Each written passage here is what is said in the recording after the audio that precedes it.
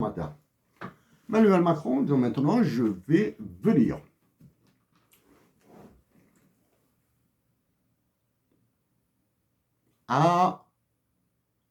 aux lois que vous avez imposées à l'Algérie, à l'État algérien, et à la loi que je dis bien, que j'ai modifiée. J'ai modifié une des lois que vous avez imposées à l'Algérie, je l'ai modifiée. Je suis au Canada, je suis loin de tout le monde, je n'ai aucune gorge profonde, je n'ai aucun contact avec ce qui se passe à Alger, aucun, absolument aucun. Je vous rassure aussi sur mon influence en Algérie, c'est un zéro pointé. Mon influence en Algérie vaut un zéro pointé, et même 2 fois pointé. Mais j'ai modifié une loi que vous avez imposée à l'Algérie. La loi sur l'acquisition de voitures d'occasion. Je le répète, je l'ai modifiée.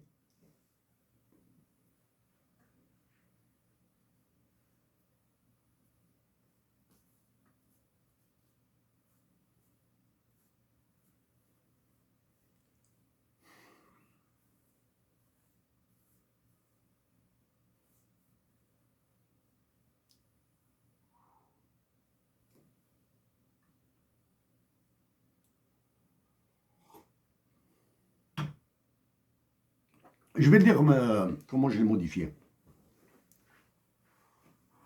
C'est longtemps. C'est longtemps. Même, ça fait longtemps, là. Ça fait longtemps. Dans le cadre de l'ouverture du ciel aérien, l'achat de 15 avions, etc., que j'ai traité, dont j'ai parlé j'ai parlé à plusieurs reprises. Hein. C'est depuis 2015 que j'ai parlé de ça. Mais il y a un mois, un peu plus d'un mois, j'ai parlé dans le détail, j'ai expliqué le détail, le détail. Je suis allé un peu plus dans le détail en m'adressant à un ami à moi qui s'appelle Abdeslam, surnommé Abdchoual. Et dans l'acquisition des avions commerciaux par l'Algérie, qui est une stupidité, une connerie, une cochonnerie, un crime contre l'Algérie, etc. J'ai expliqué à Abdeslam, je lui ai montré l'aspect identitaire dans le transport aérien. Quand il monte dans un avion pour aller à Dubaï, par exemple, à Riyad, en Arabie Saoudite, par exemple, l'aspect identitaire.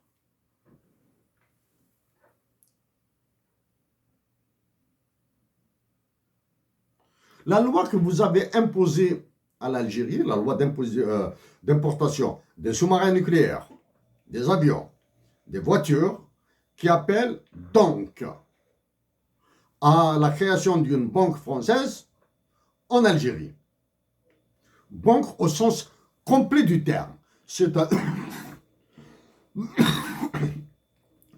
dépôt, retrait, transfert, tout. Okay? Donc, quand j'ai appris que certaines voitures seront exonérées de taxes douanières, vous direz-je que mon son a fait un tour? Non. Non. Mon son continue à tourner, normalement. Vous avez montré à quel point vous écrasez la conciergerie algérienne, la présidence de la République. Vous avez montré à quel point vous écrasez l'état-major de l'armée et vous avez confirmé que la Banque d'Algérie, que mon appellation de la Banque d'Algérie, four crématoire, chambre à gaz et Gourbi sont vraies.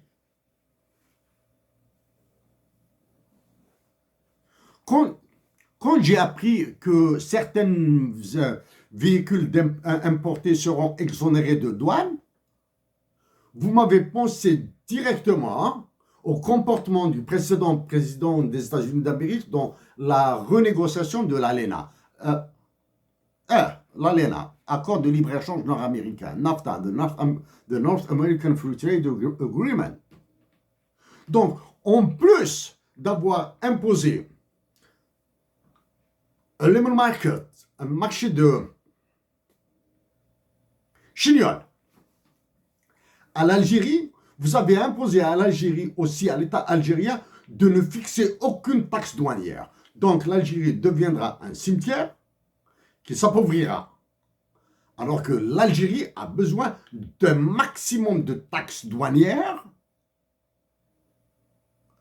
pour, soi-disant, équilibrer son budget. Emmanuel Macron, la décence m'interdit d'utiliser certains mots envers vous, mais envers les Algériens. Donc, à mes compatriotes d'Algérie, à mes compatriotes algériens patriotes, il est temps de réagir avec lucidité, avec sagesse, sans risquer vos vies parce que l'état-major de l'armée algérienne va vous envoyer en prison. Il va vous taper dessus. Donc, sans prendre de risque, un quelconque risque pour vous-même, pour vos familles, pour vos proches. Première action possible. Boycottage de tous les produits réputés français non indispensables. Quand un produit français est non indispensable d'usage, à l'usage, évitez de l'acheter. Ça vous fera des économies. Deuxième action.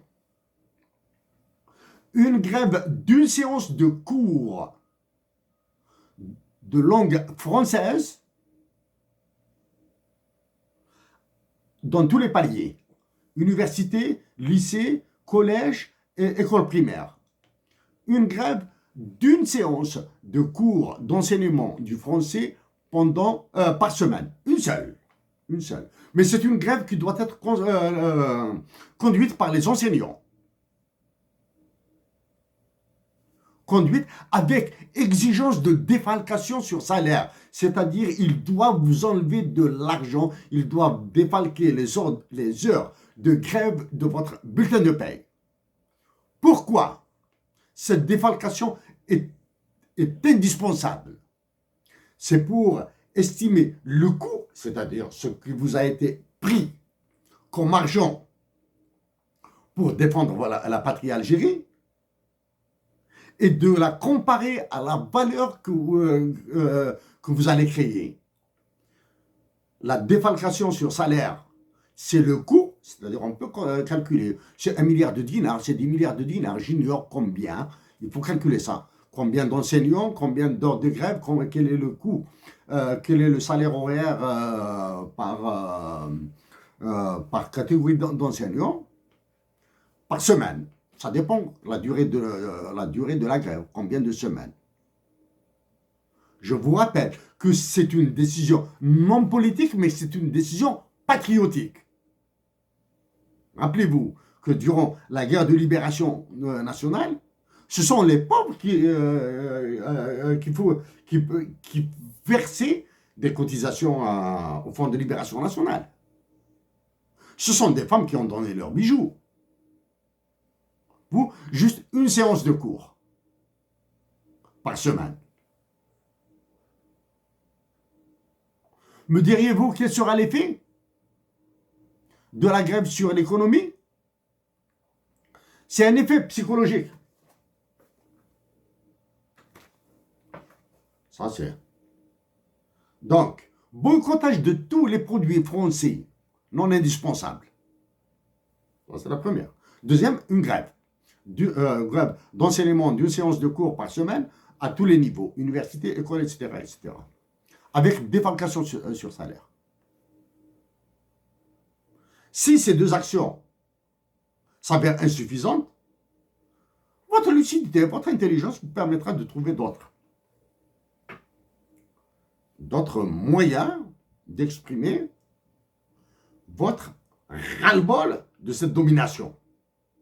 Domination imposée par le roi de France, mais exercée par la conciergerie qui est la présidence et l'état-major. Je vous rappelle, parce que c'est long là, je vous rappelle qu'il faut écrire une lettre, bombarder l'OTAN pour qu'il supprime l'article 6, etc. Maintenant, il faut rentrer dans l'action. Bien sûr, la lettre de l'OTAN pouvait prendre la mienne. Moi, je l'ai fait, ça fait longtemps. Hein. J'ai envoyé une lettre au OSG de l'OTAN, etc. Copiez-la, écrivez-la en tamazight, en arabe, en français, en anglais, en chinois, dans toutes les langues que vous voulez. Regarde. Et là, l'État algérien, prétendument l'État algérien qui vous dit ce type d'importation sera exonéré de taxes douanières, etc. C'est le comportement du précédent président des États-Unis d'Amérique vis-à-vis du Canada et du Mexique. Il n'avait rien à voir avec l'économie. Ils décidaient, ils appliquaient, ça devient une loi dans l'accord. Et l'accord est devenu maintenant tout sauf un accord. Là, hein. Aux États-Unis, il a un nom, au Canada, il a un nom, au Mexique, il a un autre nom, etc., etc. Emmanuel Macron s'est comporté comme le propriétaire privé de l'Algérie.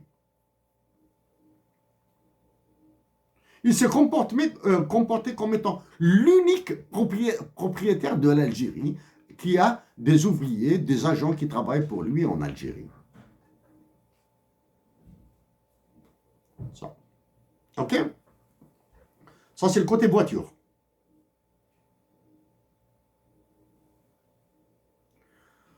L'autre volet de toutes les importations autorisées à tort et à travers, je rappelle que j'ai dit qu'il faut geler la loi des finances 2023 et reconduire la loi des finances 2022. OK? Avec démission du chef d'état-major, etc. Il faut la geler. Il faut geler le pouvoir législatif sur les décisions de fond, sur les lois de fond, etc. Parce qu'il y a quelque chose qui s'annonce là sur l'éducation, l'éducation, la santé, etc. Ça, c'est le côté voiture. Donc,